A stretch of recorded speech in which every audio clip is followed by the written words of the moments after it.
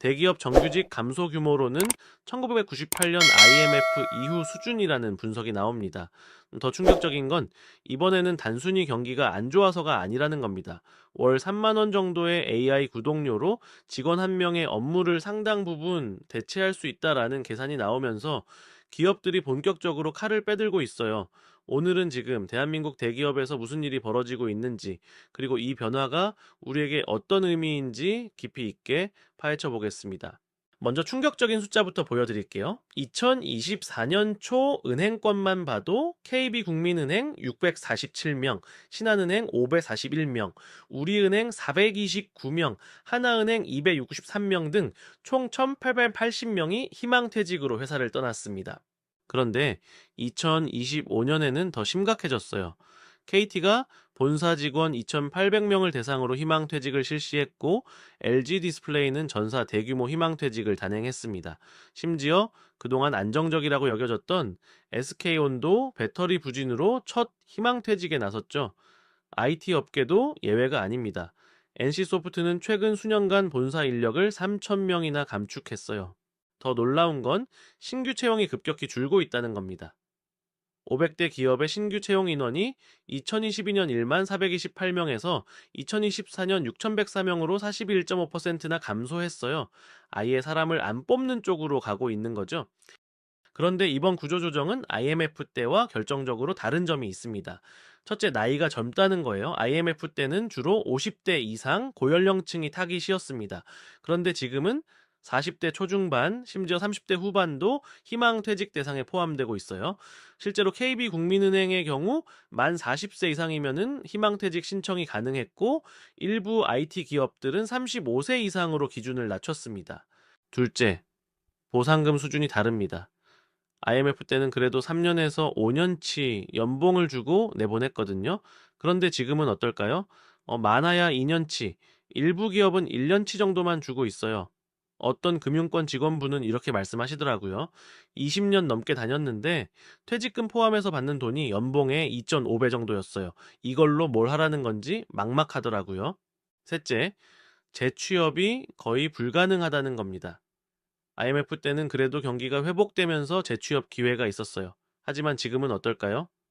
40대 중반에 대기업을 나오면 비슷한 수준의 일자리를 찾기가 하늘의 별 따기입니다. 넷째, 경제 상황의 본질이 다릅니다. IMF는 외환 위기라는 일시적 충격이었지만 지금은 구조적 저성장입니다. 2025년 한국 경제 성장률은 0.7%에서 1.5% 사이로 예상되는데, 이건 잠재 성장률 2%보다 훨씬 낮은 수치예요. 그럼 왜 갑자기 이런 일이 벌어지는 걸까요? 기업들이 공식적으로는 디지털 전환, 조직 효율화, 미래 경쟁력 강화 같은 말들을 합니다. 하지만 진짜 이유는 따로 있어요. 바로 AI입니다. 그것도 우리가 상상하는 것보다 훨씬 빠르게, 훨씬 광범위하게 일자리를 대체하고 있어요. 구체적인 숫자로 보여드릴게요. 챗GPT 플러스 같은 생성형 AI 서비스의 월 구독료가 얼마인지 아세요? 미국 기준으로 20달러, 우리 돈으로 약 28,000원에서 29,000원 정도입니다. 한국에서도 네이버 클로바 X, 구글 제미니 같은 AI 서비스들이 비슷한 가격대로 제공되고 있고요. 반면 대기업 사무직 직원 한 명의 인건비는 어떨까요? 네, 연봉 6천만 원이라고 하면 4대 보험과 퇴직금, 각종 복리후생비를 더하면 실제로 회사가 부담하는 비용은 연간 약 8천만 원에서 9천만 원 정도 됩니다. 월로 따지면은 700만 원이 넘는 거예요. 유료 AI 구독료의 거의 250배가 넘고, 무료 버전을 활용하면 그 차이는 더 벌어집니다. 더 중요한 건 생산성입니다.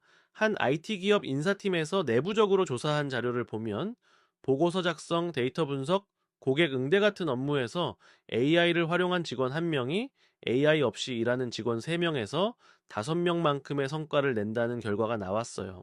한국은행이 2025년 10월에 발표한 보고서를 보면 더 충격적인 사실이 드러납니다.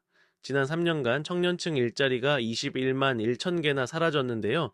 이 중 98.6%에 해당하는 20만 8천 개가 AI 노출도가 높은 업종에서 사라진 일자리였습니다. 거의 모든 청년층 일자리 감소가 AI 때문이라는 얘기예요. 더 역설적인 건 같은 기간 50대 일자리는 오히려 20만 9천 개가 증가했다는 겁니다. 왜 이런 일이 벌어질까요? AI가 대체하기 쉬운 건 정형화된 업무, 반복적인 업무, 데이터 처리 업무입니다. 이런 일들은 주로 젊은 실무자들이 담당하거든요. 반면 복잡한 협상, 관계 관리, 전략적 의사결정 같은 일은 아직 경험 많은 중장년층이 필요. 결과적으로 AI는 세대 간 고용 불균형을 더 심화시키고 있는 겁니다. 그럼 어떤 직무가 가장 먼저 AI로 대체되고 있을까요? 첫 번째는 은행의 텔러와 창구 직원입니다. 이미 많은 은행 지점들이 무인화되고 있잖아요.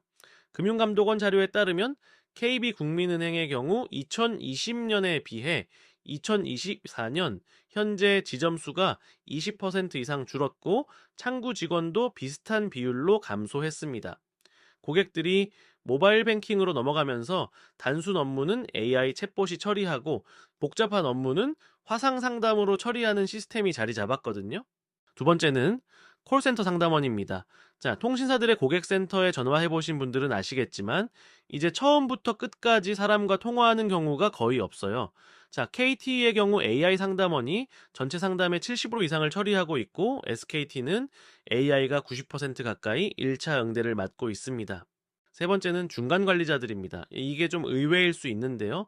실무자들은 그래도 현장에서 손발을 움직여야 하잖아요. 그런데 보고서 취합하고 일정 조율하고 성과 관리하는 중간 관리자의 업무는 AI와 디지털 협업 툴로 상당 부분 대체가 가능해요. 실제로 한 대기업 계열사에서는 팀장급 직급을 30% 줄이고 대신 실무자들에게 AI 기반 프로젝트 관리 툴을 도입했습니다. 결과는 어땠을까요? 업무 효율은 오히려 올라갔다고 해요. 네 번째는 회계와 재무 분석 업무입니다. 전표 처리, 결산 보고서 작성, 재무제표 분석 같은 업무들이 AI로 자동화되면서 관련 부서 인원이 크게 줄고 있어요. 삼성 SDS가 개발한 AI 회계 시스템은 이미 여러 대기업에 도입되어서 한 달에 수백 시간 걸리던 결산 업무를 며칠 만에 끝낸다고 합니다. 그런데 여기서 끝이 아닙니다. 2026년 초부터는 더 큰 변화가 오고 있어요. 바로 피지컬 AI, 즉 휴머노이드 로봇의 상용화입니다. 테슬라의 옵티머스, 중국의 유니트리, 한국의 레인보우 로보틱스 같은 회사들이 사람처럼 움직이는 로봇을 개발하고 있습니다. 이게 실제로 공장이나 물류센터, 건설 현장에 투입되기 시작하면 어떻게 될까요? MIT와 보스턴 대학교 연구팀은 2025년부터 2026년 사이 미국 제조업에서만 200만 개의 일자리가 AI 로봇으로 대체될 수 있다라고 분석했습니다. 자, 지금까지 우리는 손을 써야 하는 현장 업무는 AI가 대체하기 어렵다고 생각했잖아요. 하지만 그것도 이제 2년에서 3년 안에 바뀔 수 있다는 겁니다. 제조 현장의 숙련공, 물류 창고 작업자, 건설 현장 인부, 심지어 요양보호사까지 로봇이 대체할 수 있는 시대가 오고 있어요. 그럼 어떤 직무가 살아남을까요? 첫째, 창의성이 필요한 일입니다. 단순히 정보를 조합하는 게 아니라 완전히 새로운 컨셉을 만들어내거나 예술적 감각이 필요한 업무는 아직 AI가 따라오기 어려워요. 둘째, 복잡한 대인관계나 협상이 필요한 일입니다. B2B 영업이나 전략적 파트너십 구축 같은 업무는 아직 사람의 영역이에요. 셋째, 높은 수준의 전문성과 책임이 필요한 일입니다. 의사, 변호사, 고급 엔지니어링 같은 분야는 당분간 안전합니다. 넷째, 그리고 이게 가장 중요한데요. AI를 잘 다루는 사람입니다. 기업들이 공개적으로 이야기하는 구조조정 이유는 보통 이렇습니다. 급변하는 시장 환경에 대응하기 위해, 디지털 전환을 가속화하기 위해, 미래 성장 동력 확보를 위해, 그럴듯하게 들리죠? 하지만 내부 기획 문서나 이사회 보고서를 들여다보면 진짜 이유는 훨씬 단순하고 냉정합니다. 한 대기업 전략기획실에서 작성한 내부 보고서에는 이런 표가 있었어요. 직원 A, 45세, 근속 20년, 연봉 7천만 원. 이 직원의 향후 10년 예상 인건비 총액은 9억 원입니다. 반면 AI 솔루션 도입 및 운영비는 향후 10년 총 5천만 원입니다. 차액은 얼마일까요? 8억 5천만 원입니다. 이게 기업 입장에서 보는 현실이에요. 한 명을 내보내면 8억이 남는 거죠. 100명을 정리하면 어떻게 될까요? 850억 원입니다. 그런데 한국 노동법상 대규모 구조조정은 쉽지 않습니다. 정당한 경영상 이유가 있어야 하고 노조와 협의도 해야 하고 정부에도 신고해야 해요. 그래서 기업들이 찾은 방법이 뭘까요? 바로 희망퇴직이라는 이름입니다. 희망퇴직은 말 그대로 본인이 원해서 나가는 거라고 포장할 수 있거든요.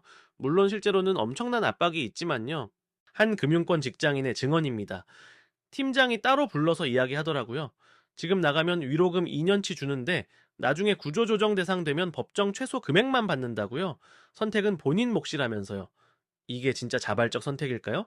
하지만 법적으로는 희망퇴직으로 분류되고 기업은 강요한 적 없다고 주장할 수 있습니다. 또 다른 방법은 성과 평가 강화입니다. 갑자기 평가 기준을 높이고 AI를 활용한 업무량을 목표로 설정하는 거예요. 당연히 기존 방식으로 일하던 직원들은 목표를 달성하기 어렵죠.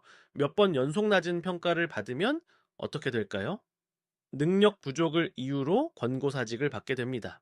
최근 구조조정의 또 다른 특징은 40대 초중반의 고연봉자들을 주로 타깃으로 한다는 겁니다. 왜 그럴까요? 첫째, 연봉 대비 생산성 이슈입니다. 40대 중반이면은 연봉이 7천만 원에서 1억 원 사이인 경우가 많아요. 하지만 실제 업무 생산성은 30대 직원과 큰 차이가 없다라고 기업들은 판단합니다. 특히 AI를 활용한 업무에서는 젊은 직원들이 오히려 더 빠르게 적응하는 경우가 많거든요. 둘째, 퇴직금 부담입니다. 50대까지 두면 퇴직금이 더 많이 쌓이잖아요. 지금 내보내는 게 회사 입장에선 유리한 거죠. 네, 셋째, 네, 법적 리스크가 낮습니다. 40대는 고령자 차별로 보기 어렵고 그렇다고 젊어서 부당하다고 주장하기도 애매한 나이거든요. 한 인사 컨설팅 업체 대표는 이렇게 말했습니다. 기업들이 가장 정리하고 싶어하는 타깃이 45세 전후 근속 15년에서 20년 연봉 7천만 원 이상인 직원들이에요. 이들을 내보내고 AI와 젊은 직원 조합으로 대체하는 게 가장 효율적이라고 보는 거죠.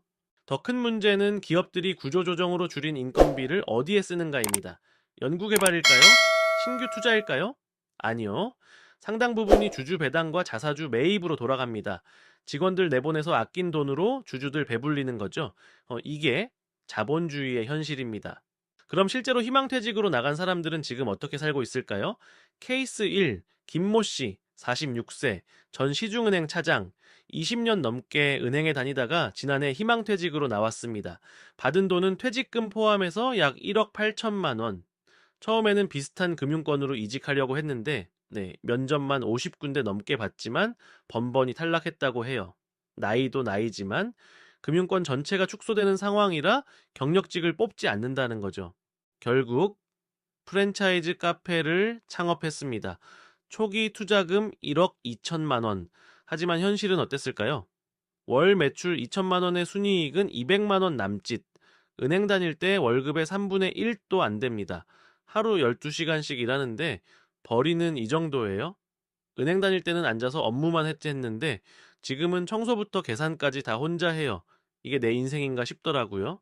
케이스 2 이모 씨, 43세 전 대기업 IT 부서 과장, 15년 다니던 회사에서 희망 퇴직했습니다. AI 도입으로 부서 자체가 축소되면서였죠.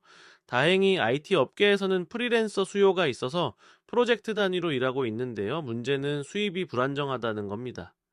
일 있을 땐 한 달에 600만 원씩 벌기도 하는데 없을 땐 두세 달씩 수입이 0원이에요. 4대 보험도 다 끊겨서 직접 내야 하고요. 평균 내면 회사 다닐 때 연봉의 60% 정도? 이런 사례들이 지금 수천, 수만 명에게 벌어지고 있는 현실입니다. 대기업 경력직들의 재취업이 왜 이렇게 어려울까요? 첫째, 나이 장벽이 생각보다 훨씬 높습니다. 공식적으로는 나이 차별을 하면 안 되지만 실제로는 어떨까요? 40대 중반 넘어가면 서류 통과 자체가 어려워요. 한 헤드헌터는 이렇게 말합니다.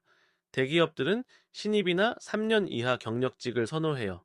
경력 많은 사람을 뽑으려면 연봉을 많이 줘야 하는데 차라리 AI 투자하는 게 낫다라고 생각하는 거죠. 네. 둘째, 스킬 미스매치 문제입니다. 이제 대기업에서 20년 일했다고 하면은 굉장히 전문가일 것 같지만 실제로는 그 회사 특유의 시스템과 프로세스에 익숙한 거예요. 다른 회사로 가면 그 경험이 별로 쓸모없는 경우가 많습니다. 특히 AI 시대에는 새로운 툴과 시스템을 빠르게 배우는 게 중요한데 오랜 기간 한 회사에만 있던 사람들은 적응이 더딘 편이거든요. 셋째, 중소기업은 문화 차이 때문에 힘들어합니다. 대기업 출신들이 중소기업으로 가면은 보통 두 가지 문제가 생겨요. 하나는 본인이 적응 못하는 거예요. 체계적인 시스템이 없고 모든 게 즉흥적으로 돌아가는 환경이 답답하다는 거죠. 다른 하나는 중소기업에서 싫어하는 겁니다. 대기업 출신이 왜 여기 왔나 하는 의구심과 금방 더 좋은 데 가면 나가겠지 하는 불신 때문이에요. 경제적 문제는 가정에도 큰 영향을 미칩니다. 한 심리상담센터 상담사의 이야기를 들어보면 최근 40대 남성 내담자가 급증했다고 해요. 그리고 그들의 고민은 비슷합니다. 아내와 자식들이 저를 보는 눈빛이 달라졌어요. 예전에는 든든한 가장이었는데 지금은 그냥 무능력한 사람으로 보는 것 같아요. 자녀 교육도 문제입니다. 많은 가정이 아이들 사교육에 수입의 30% 이상을 쓰고 있는데 갑자기 수입이 반으로 줄면 어떻게 될까요? 당장 학원을 줄여야 하고 이게 가족 갈등으로 이어집니다. 네, 고3 아들 학원을 끊었어요. 아이가 울면서 아빠가 대기업 다닐 땐 돈 많다고 자랑하더니 이제는 이것냐고 소리치더라고요. 가슴이 무너지는 것 같았어요. 실업자가 되면은 고용보험으로 실업급여를 받을 수 있잖아요. 하지만 이게 실제로 얼마나 도움이 될까요? 희망퇴직으로 나온 경우 실업급여 수급 기간은 최대 8개월입니다. 금액은 퇴직 전 평균 임금의 60%, 상한액은 하루 6만 6천 원이에요. 월로 환산하면 최대 약 200만 원 정도 받을 수 있는 거죠. 대기업 다닐 때 월급이 600만 원이었던 사람에게 200만 원으로 8개월을 버티라는 건데 현실적으로 가능할까요? 게다가 희망퇴직은 자발적 퇴사로 분류되는 경우가 많아서 실업급여 수급 자격도 제한받을 수 있습니다. 정부는 중장년 재취업 지원 프로그램을 운영하고 있습니다. 고용복지플러스 센터에서 직업상담, 훈련, 취업 알선을 해준다고 하는데요. 실제로 이용해본 사람들의 평가는 어떨까요? 솔직히 별 도움 안 됩니다. 왜 그럴까요? 첫째, 매칭되는 일자리의 질이 낮습니다. 대부분 중소기업의 그 영업직이나 생산직, 경비직 같은 자리예요. 대기업 사무직으로 20년 일한 사람에게 공장 생산직을 소개하면 그게 현실적일까요? 둘째, 이제 교육 프로그램이 시대에 뒤떨어져 있습니다. 이 AI 시대에 맞는 재교육이 필요한데 막상 제공되는 교육은 엑셀 기초, 워드 활용 같은 거예요. 한 프로그램 참가자는 이렇게 말했습니다. 챗GPT 활용법이나 AI 협업 툴 같은 걸 배워야 하는데 정부 프로그램은 10년 전 커리큘럼 그대로더라고요. 그럼 기업들은 어떤 책임을 지고 있을까요? 솔직히 말하면 네, 거의 없습니다. 법적으로는 희망퇴직 위로금만 주면 끝이에요. 재취업 지원 프로그램을 운영하는 기업들도 있지만 대부분 형식적입니다. 자, 어떤 대기업은 희망퇴직자들에게 아웃플레이스먼트 서비스를 제공한다고 했는데 내용이 뭐냐면요. 이력서 작성법 특강 2시간, 면접 스킬 교육 3시간이 전부더라고요. 20년, 30년 일한 직원을 내보내면서 고작 5시간짜리 교육으로 책임을 다했다고 할 수 있을까요? 전문가들 사이에서는 디지털세나 로봇세를 도입해서 AI로 이익을 보는 기업들에게 과세하고 이를 재원으로 보편적 기본소득을 지급하자는 논의가 나오고 있습니다. 실제로 스페인, 프랑스 등 일부 유럽 국가들은 이런 방향으로 정책을 검토하고 있어요. 한국도 장기적으로는 이런 방향의 정책 전환이 필요할 수 있습니다. 자, 그럼 이런 현실 속에서 우리는 어떻게 살아남아야 할까요? 핵심 전략 3가지를 말씀드릴게요. 첫째, AI를 적극적으로 활용해 보시면 좋겠습니다. 이건 선택이 아니라 필수입니다. 챗GPT, 클로바X, 제미니 같은 AI 툴을 업무에 활용해서 생산성을 2배 이상 높일 수 있어야 합니다. 그래야 AI로 대체되는 게 아니라 AI를 활용하는 사람으로 살아남을 수 있어요. 프롬프트 엔지니어링, AI 협업, 결과물 검증 같은 기본 스킬은 지금 당장 익혀보시면 좋겠습니다. 2026년 초부터는 휴머노이드 로봇까지 상용화되니 현장 업무 종사자라면 로봇 운영 기술도 미리 준비해 보시는 게 좋습니다. 둘째, 재정적 안전망을 구축해 보시면 좋겠습니다. 평생 직장 개념은 이제 없습니다. 최소 1년치 생활비를 현금성 자산으로 보유하고 월급 외에 제2, 제3의 수입원을 만들어 보시면 좋겠어요. 월급의 20% 이상은 무조건 저축해 보세요. 갑자기 실직해도 급하게 아무 일이나 하지 않고 제대로 된 다음 기회를 찾을 수 있는 버퍼가 필요합니다. 부업이든 투자든 프리랜싱이든 지금부터 준비해 보시면 좋겠습니다. 제 회사 다닐 때 바쁘다고 안 하면 나중에 잘렸을 때 더 힘들어집니다. 셋째, 시장에서 통하는 역량을 쌓아보시면 좋겠습니다.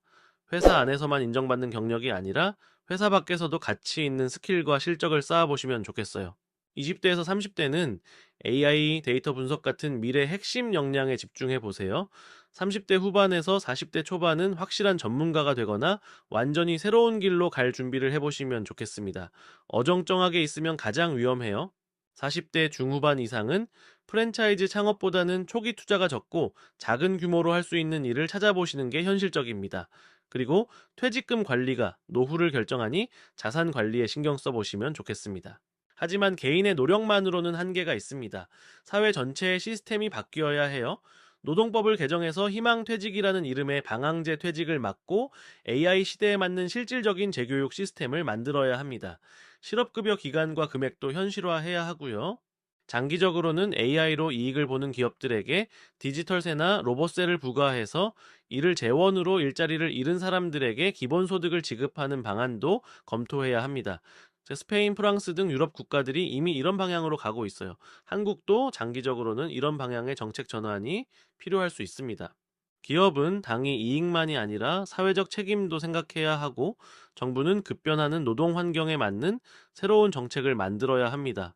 자, 오늘 우리는 지금 대한민국 대기업에서 벌어지고 있는 충격적인 현실을 2025년 12월 최신 데이터를 기반으로 살펴봤습니다.